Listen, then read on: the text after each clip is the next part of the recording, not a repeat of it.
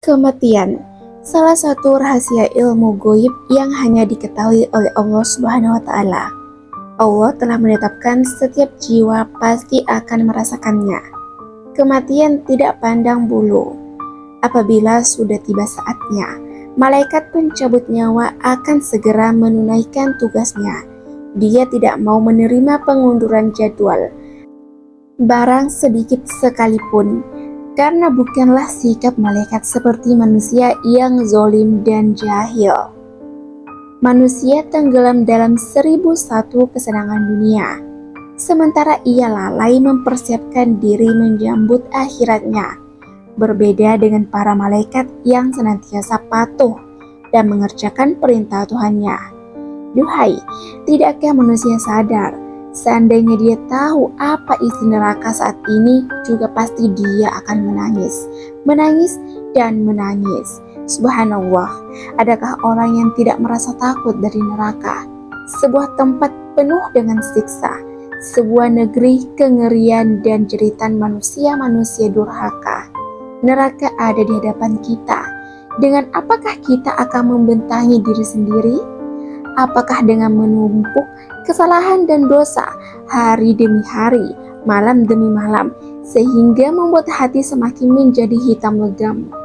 Apakah kita tidak ingat ketika itu kita berbuat dosa, lalu sesudahnya kita melakukannya, kemudian sesudahnya kita melakukannya? Tidakkah engkau jerah? Saudaraku seiman, mudah-mudahan Allah memberikan taufik kepada Anda dan kita semua. Ketahuilah bahwa su'ul khotimah tidak akan terjadi pada diri orang yang soleh secara lahir dan batin di hadapan Allah. Terdapat orang-orang yang jujur dalam ucapan dan perbuatannya. Tidak pernah terdengar cerita bahwa mereka su'ul khotimah. Su'ul khotimah hanya terjadi pada orang yang rusak batinnya, rusak keyakinannya, serta rusak amalan lahiriahnya, yakni terhadap orang-orang yang nekat melakukan dosa-dosa besar dan berani melakukan perbuatan-perbuatan maksiat.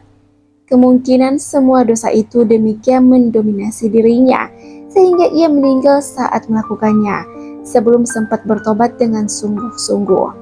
Perlu diketahui bahwa su'ul khotimah memiliki berbagai sebab yang banyak jumlahnya.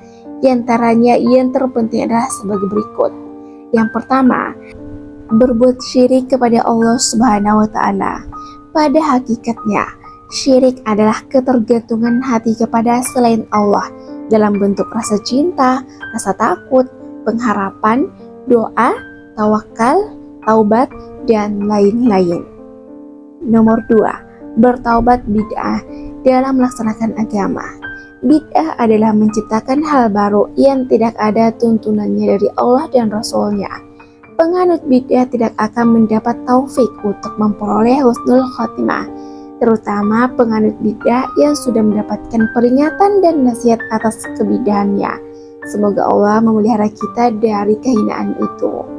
Nomor 3, terus-menerus berbuat maksiat dengan menganggap remeh dan sepele perbuatan-perbuatan maksiat tersebut, terutama dosa-dosa besar.